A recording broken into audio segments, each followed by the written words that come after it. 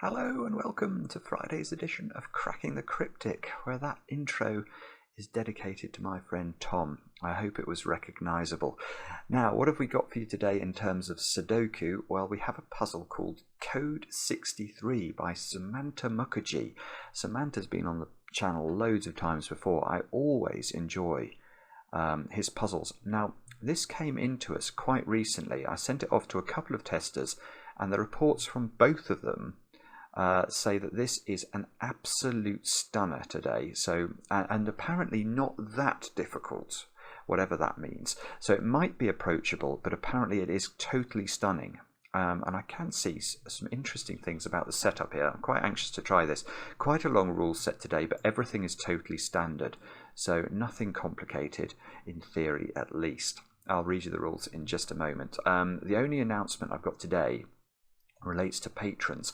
Firstly, loads of our patrons have managed to solve the Sudoku Town Murders by Nordy and Lorik. Now that's meant to be a very, very hard puzzle, so well done to all those of you who've got through that.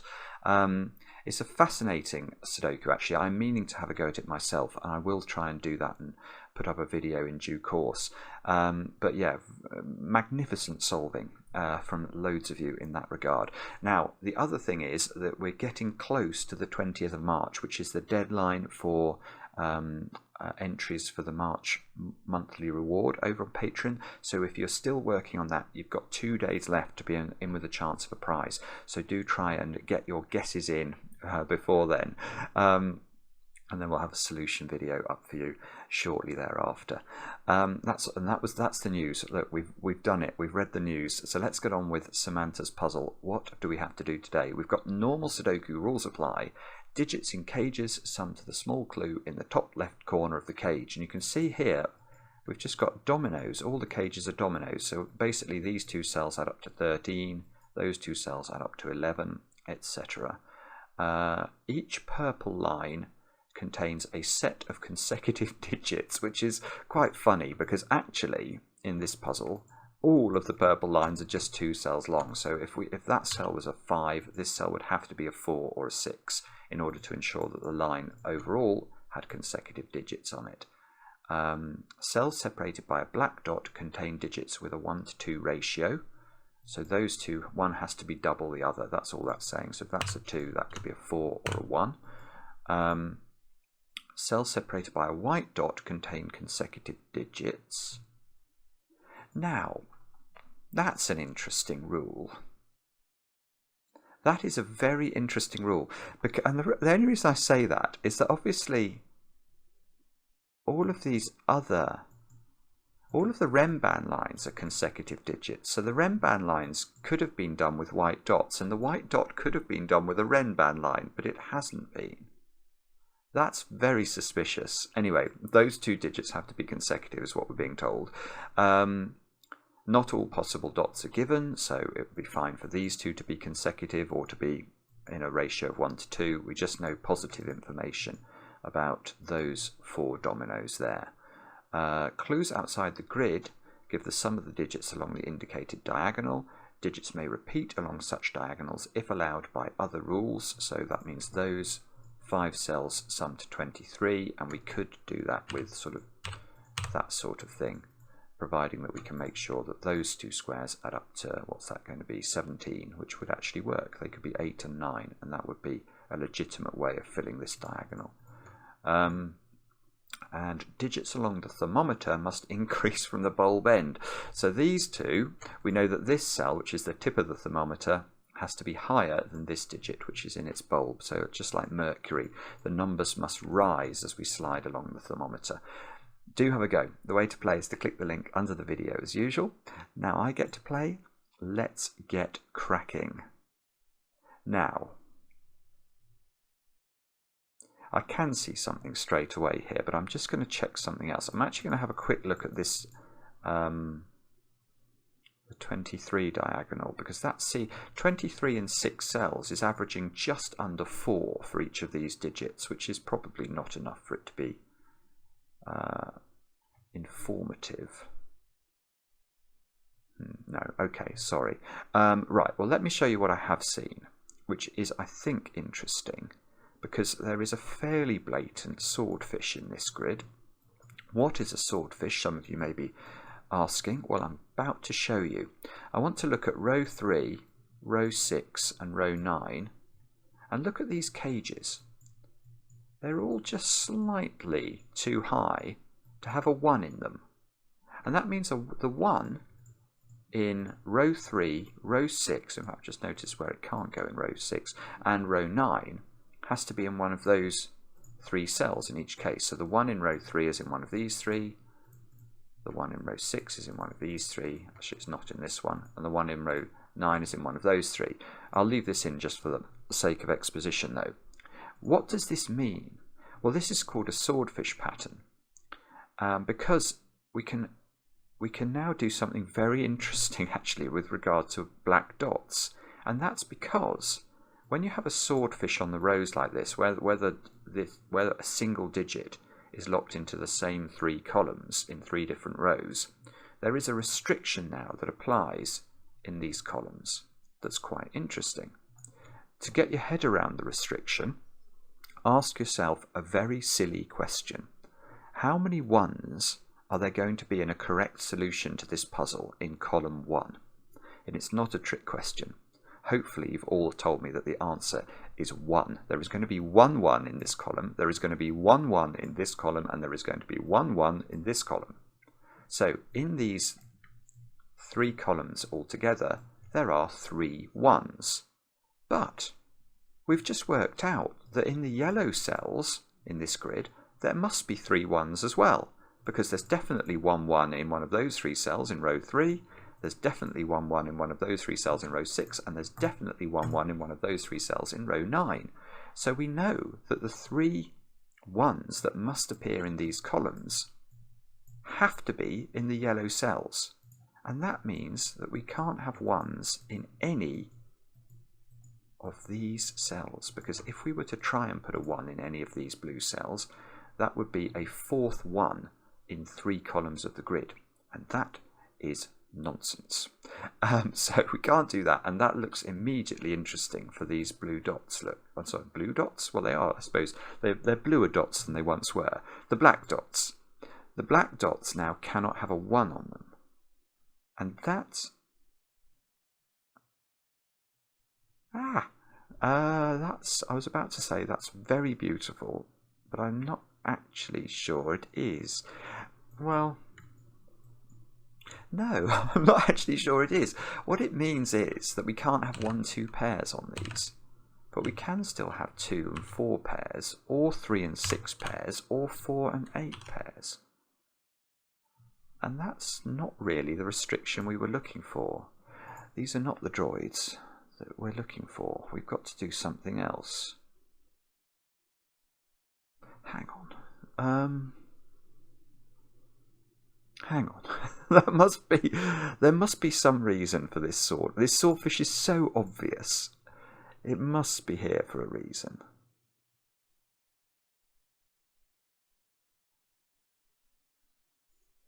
There's something peculiar about this group. And why have we got Ren bands in this funny sort of wavy pattern, isn't it? It's like, you know, somebody's doing this all over the grid. And why isn't this one on a Ren band? These are questions that we'll have to establish answers to, but I haven't got the answer yet. Oh, is this parity? Hang on a minute. All of the killer cages are odd.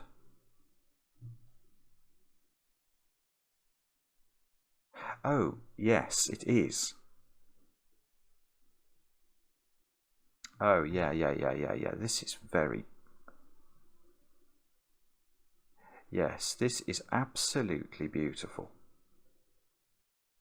Right, I'm now going to allege that we know what's on each of these black dots. And that is because of something rather wonderful, actually. We can... What's the best... I might have to get rid of my colouring. So let's just remember that we had a swordfish on 1s, and that is important here. because that's locking ones off the black dots, and that's where we're going to focus next. But I'm actually going to get rid of all the colouring, which is going to make it look like I've done absolutely nothing. But I have done some thinking about this puzzle, and the thinking we can do now is we can think about these 3 rows of the grid. Now, that's clearly 3 sets of the digits 1 to 9, because each row has the digits 1 to 9 in it. Now, how would we describe the contents of column 1, column 4 and column 7? Well, that's also 3 sets of the digits 1 to 9, just a different 3 sets. So, and now if you look at these little cells here, so at the moment we can say that the orange digits and the blue digits are the same.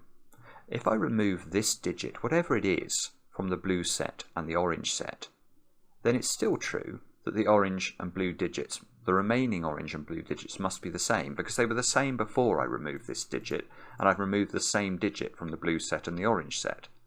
So we can do that for any cell that's bicoloured. Whoops, those 2 are not included in that.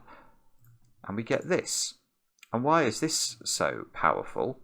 Well, these are all odd. Every single domino there is odd. Now, look at the column. So at this point, we know that orange cells are the identical digits to the blue cells. And the orange digits are each of these pairs contains an odd digit and an even digit, because they're each adding up to an odd number. So that means that, but look at the columns. This is why we've got this Rembrandt pattern. That is a consecutive pair. So a consecutive pair, from a parity perspective, will contain an odd and an even digit. This contains an odd and an even digit. This contains an odd and an even digit, etc., etc. And all we're left then is with 3 dominoes here. And we have to put 3 odd digits on those in these cells somehow. But they're black dots. So if you put an odd digit in one of these cells, the other digit will be even, because it will be 2 lots of an odd digit. So you can't put 2 odd digits on a black dot. You can only ever put 1. And we know that the digit that we can put on it that's odd is not 1 because of the swordfish, which means that the only other digit we can put on is 3. And we can't put 5 or 7 or 9, because if you try and find a ratio that's 1 to 2 with those digits, you will struggle to put the other digit in a Sudoku. So these are, I've got tears in my eyes. These are all 3-6 pairs. And I don't know what that means, but that is absolutely sensational setting. It's because it's sort of there right in front of you. It's not, I don't know, is that complicated or not? I'm not sure, but it's the sort of thing that 2 years ago, if we'd done on the channel, it would have been, this could have been a 3-hour-long video that I never finished, because I wouldn't have thought about set. But nowadays, this is it's so there, it's so clear, it's just absolutely gorgeous. But the slightly worrying thing is I'm not exactly sure what the implication of having 3 6s on the black dots is. It means I've got to have 3 3s and 3 6s in the orange, because we know that the blue and the orange digits are the same in total.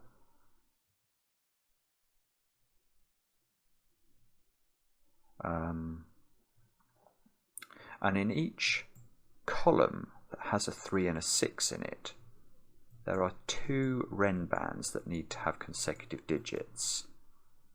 So the options for those Ren bands would be a 1-2 pair, a 4-5 pair, or a pair that involved an 8, which could be 8-7 or 8-9.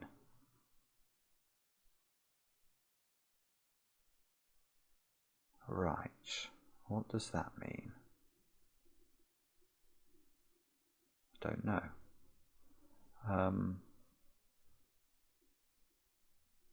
Sorry. Right, well, maybe it's this 13 cage then. The 13 cage here can't now be 6-7. So this is either 4-9 or 5-8. This 11 cage can't be 3-8 or 5-6. So this is 2-9 or 4-7. And this 13 cage is the same as this 13 cage, so that's 4, 9 or 5, 8.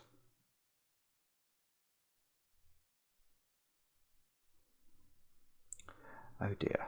Oh dear, dear, dear.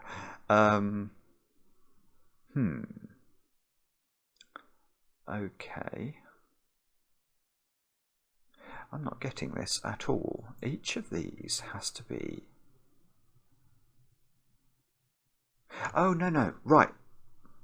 Yes, yes, yes. Remember, where I was trying to work out what went on the Ren bands in the columns with the 3 6s, and I said, rather sillily, 1, 2. You can't put 1, 2 on there because of the swordfish. Remember the swordfish on 1s? Let's put those yellow cells back in. These are where the yellow... Yes, so we can't put 1 in the blue cells. And if you can't put 1 in the blue cells, you can't now put 1, 2 pairs in the purple Ren bands in these columns. So that means one of these... One of these must be 4, 5. One of these must be 4, 5. One of these must be 4, 5. But the other one we don't know. I don't think we know it anyway. It could still be 8, 7 or 8, 9.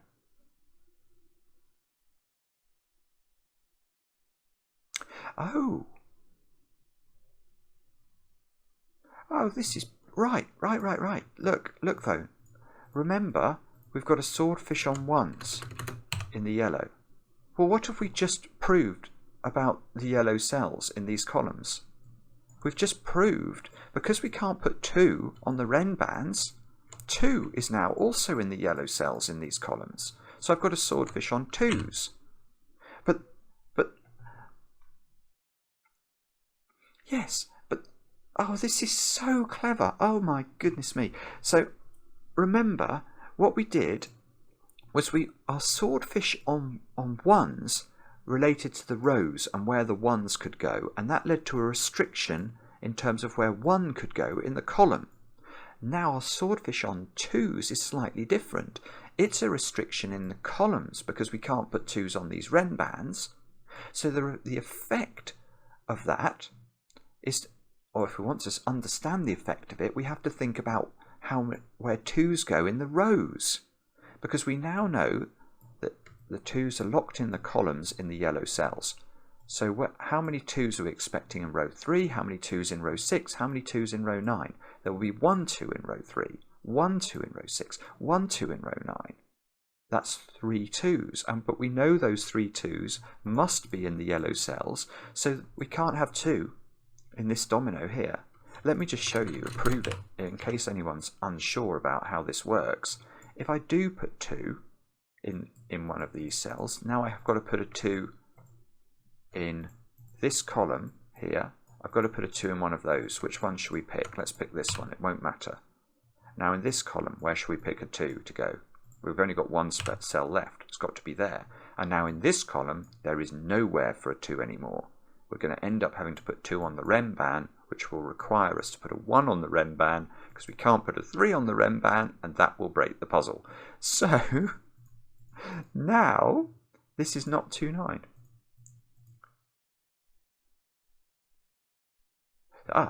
So in this row, where does 9 go? And the answer is not in an 11 cage, because the 11 cage would need a 2 with it. So those 3 squares are now 1, 2, 9, triple, I think. Now, can we do the same in this row? The answer is surely yes. Now I can't put... Oh no, I can't. It's true to say I can't put 9 in the 11 cages, but I can't assume there's a 9 in the yellow because there could be a 9 in the 13 in this row, which is very annoying.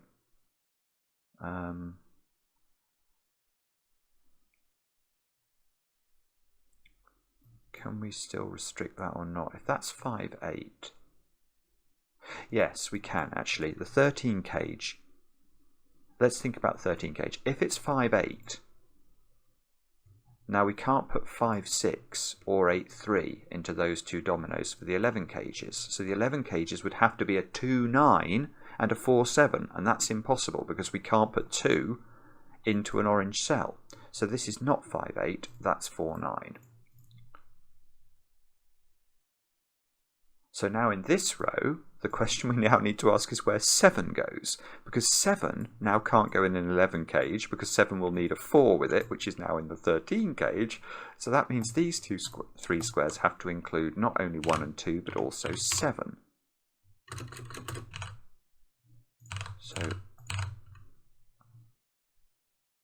now, can we repeat that trick down here? Presumably it's the same, isn't it? If I go 5, 8 there, I've got to put a 9 in an 11 cage because I need 9, 2 as one of the options, which won't work. So this is 4, 9. This is now 1, 2, 7 because we can't put 4 in an 11 cage. We can't put 7 in an 11 cage.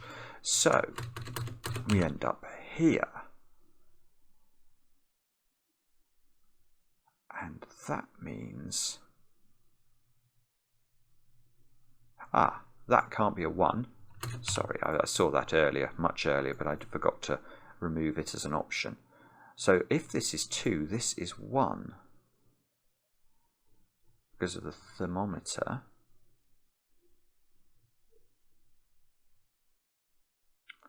Now, come on. I mean, well, I played no surprises at the start, but this puzzle has been full of surprises. And the sort of surprises, you know, you'd love to get at Christmas. This is so clever.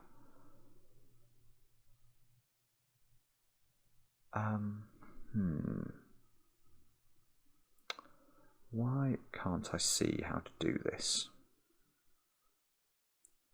So in this thing is, I haven't actually generated any triples as a result of this logic. Each of these columns now has 4 possible digits into those 3 cells, and that's a bit annoying. So, oh, I tell you one thing I can do. That can't be a 1, because if that's a 1, I have to put 2 on the white dot here, and I know I can't put 2 in the orange cells because of the swordfish on 2s. So that's not a 1. So this is only 2 or 7. So this square is either 3 or 6 or 8. Which means this square in turn is either 3, 8 or 5. Oh no.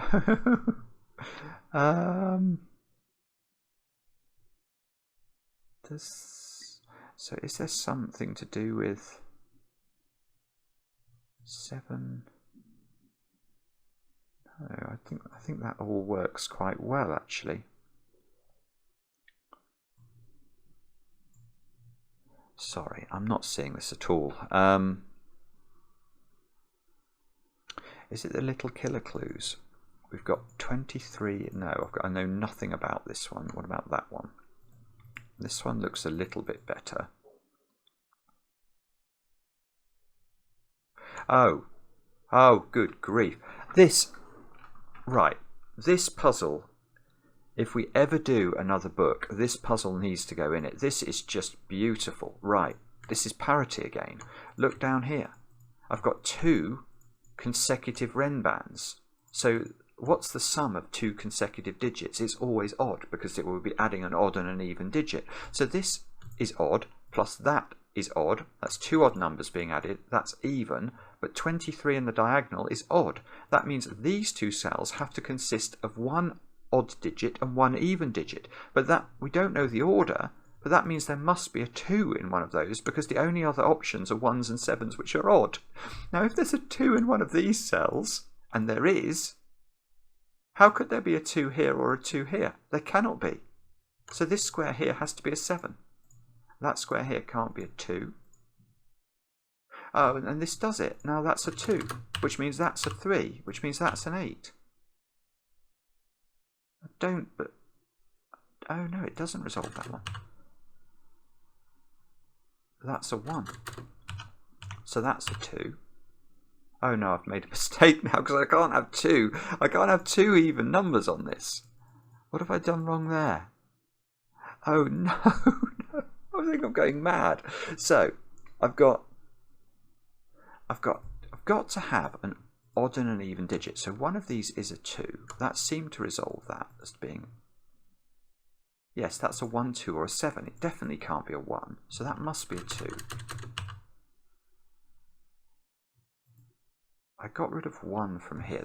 Oh, sorry. I don't know what I did. I think I put 2 down here and then made that a 3. That's absolute nonsense. Yes, I've clearly gone mad. Oh well, never mind. At least it was recorded for posterity. So this is 6 or 8. This is not 3.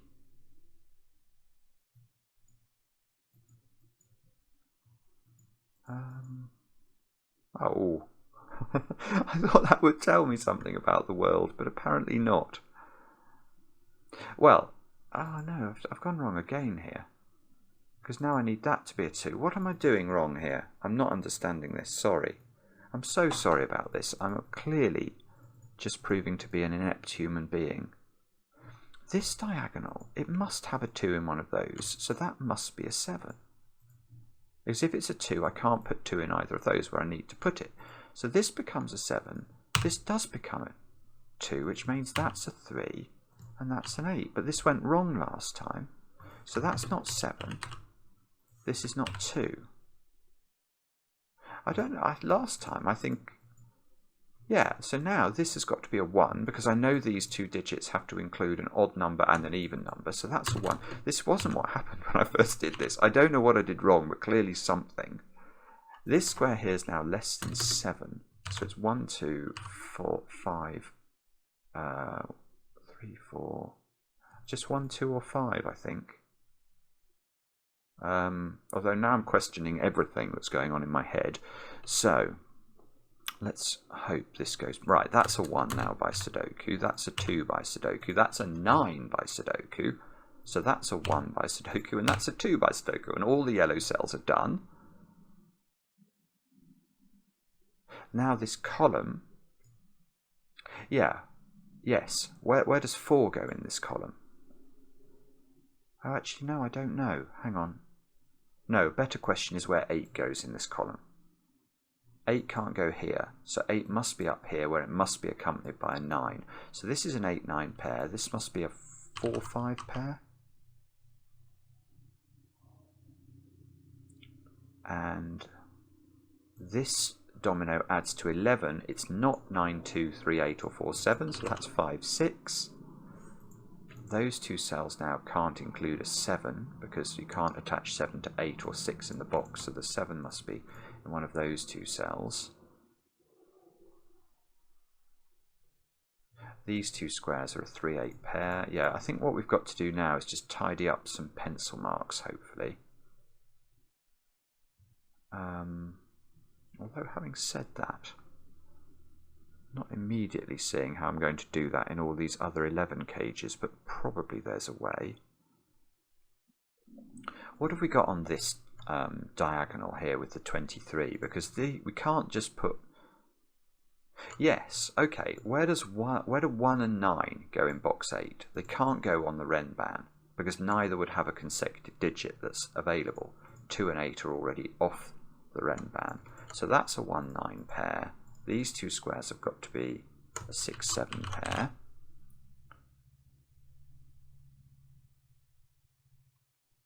And now we can work out these 2 squares because of the 23 diagonal, because now I've got 16 on the diagonal. So these add up to 7 and they're consecutive, so they're a 3-4 pair. Now where does 4 go in this column? And it's not there, so that must be 4-5. This must be 8-9, I want to say. This now must be 5-6 because it can't be 4-7.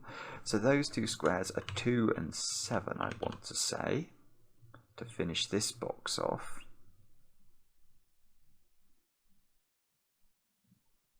And now maybe we'll check this Renban out. We need oh, That's very odd. This is the same as this. Look at that. You've got 2, 4, 5, 3 and 8. So the question is the same. Where do 1 and 9 go in this box? And they can't go on the Renban. That's weird. So that box, this box here, is sort of identical to this box here. Have we got that going? Oh. Yeah, these boxes are all... Oh no, this one might not be identical because this one had 3, 4 on its diagonal because of this 23 diagonal. So this one is not quite the same. Ah, but we can get these cells now. So these have got to be a 5, 6 pair. These have got to be a 3, 8 pair. So where does 8 go in this column now? It looks like it's got to go down here to me, which means it must go with 7. So this is a 7, 8 pair. And that must be a 4, 5 pair. And that gives us another 4, 5, 2, 3, 8 thing going on, which is the same as this one and the same as this one. So this one, we can put the 1s and 9s in those squares, and that's got to be a 6, 7 on the diagonal. And is that... No, it's not. Oh, I was hoping that was going to be on the 23 diagonal. But no, it's not, is it? It's this one. Oh, right, but that's still quite useful. That can't be 9, because by my reckoning, those two would be at 8 at least. That's 17 before you get to this square, which is going to make us 25 on the diagonal before we even get to that cell. So that square's a 1, which means that's a 9. Must do something, surely. Oh, come on. That must do something. It does. Oh yeah, it does. It does do something there. That's 9, that's 8. Oh, that's a relief. But it's not actually done very much. Ah, it does place 8 in this box. It's got to go there. So now these squares have got to include 1s, 2s and 5s. And that's not a 1. So this is 2 or 5. I feel like that must be resolved somehow, but I can't see how. And I've not filled in this Renban. Is this Renban available? Oh, well, ish. Where does 9 go in this box? It can't go on the Renban because 8's not available. So 9 goes there. So these squares are from 2s, 3s and 4s, and there must be a 3 on the Renban, therefore. This 9 sees this cell. Oh, this is so beautiful. Good grief. So 1 is now in one of those 2 cells. This cell is not a 1. So 1 in this box has only got 1 position left. It's got to be here. This 9 sees this cell, so that's 9, that's 4. So is this putting pressure on this box up here? We've got... Is it 2? It must be the same as this box. It must be 2s, 3s, 4s and 7s. So 2s, 3s, 4s and 7s. We know that there's no 7 on the Renban. We know there's no 4 down here. We know there's no 3 over this side. So... does there have to be 3 on this Renban? There does, doesn't there? Because if we put 2 here, that would be... Oh, in fact, that's weird. Is this cell just known? Or am I going mad again? Possibly I am. I think I need to put 3 on this Renban because I can't put 7 on it. It's got to be selected from 2, 3 and 4. So you need 3 on it, and the 3 can't go there.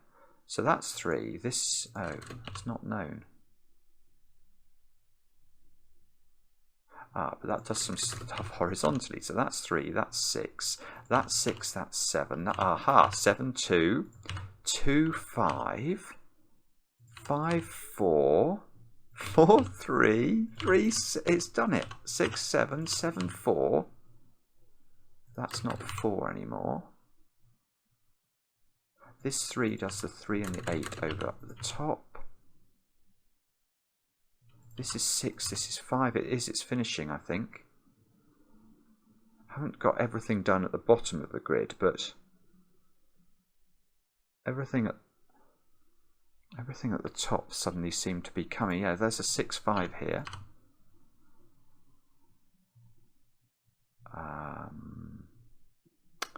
There's probably more we can do. Have I done? No. Well, I know everything that's on this diagonal. Oh, this 4 sees a 4, 9 pair. That still goes then. So that's a 9, that's a 1. This is a 9, this is an 8. I feel like there must be something we can do in this row that I can't see what it is. What about this column then? We know that that must be 1, that must be 2, because we need a 1 and a 2, and the 1 had to be down here. So these squares have got to be a 5 and an 8, and that doesn't seem to be done. 3, 6, 6, 7, 4, 5. 3, 8 here, 5, 6 here. Something must be done. Oh, I know what it'll be. It'll be this oh, it is. Look, it's the 23 diagonal. I forgot about it. So now I've got 12, 21. So that must be a 2, I think. And you can see that's powerful. So that gives me 2 4s and 7s, 7s and 6s, 6s and 3s. So this is not 3 anymore. This is 7. This is 8. This is 8. This is 5. This is 5. This is 4. That must be 4 now. So that's 3 and that's 2. That's 3 and that's 8. That's 5 and that's 6. That's 4 and that's 5. That's 5 by Sudoku. We need 1s, 2s and 8s in here. So 1 goes here, 2 goes here, 8 goes there. Good grief. Yes. That was absolutely sensational. Start to finish. Utterly, ridiculously and sensationally brilliant. Good grief. Samantha Mukherjee, take a bow. That is one of the finest puzzles I can remember doing. I loved that. I loved that. Although it was complicated, everything was so clearly signalled. And what I absolutely love, well, there's 3 things I loved. I love the swordfish to start with, because you feel you're making progress. I love the little set trick with the parity idea, forcing, which works so, it's so clever to lock 1 off the black dots and then use parity and the set trick to force 3 odd numbers onto the black dots. That's just, I mean, that's just so beautiful. Oh, that's why it's called 63, because I've got 3s and 6s on the black dots. Oh, I see. Okay, code 63, understood. Right, but then I think the pièce de résistance is the fact that you can then appreciate that because you can't put 1 on these rem bands in the columns, you can't put 2 on the rem bands in the columns, and that gives you another swordfish in the other direction, which affects the cages. I mean, it's so, I mean, this is just lost for words. That's what I am. I am lost for words. Thanks so much for watching. Let me know how you got on with this. I look forward to the comments. I do enjoy them, especially when they're kind. And I think today, well, ignore my solving, but Samantha Mukherjee deserves all the credit in the world. And we'll be back later with another edition of Cracking the Cryptic.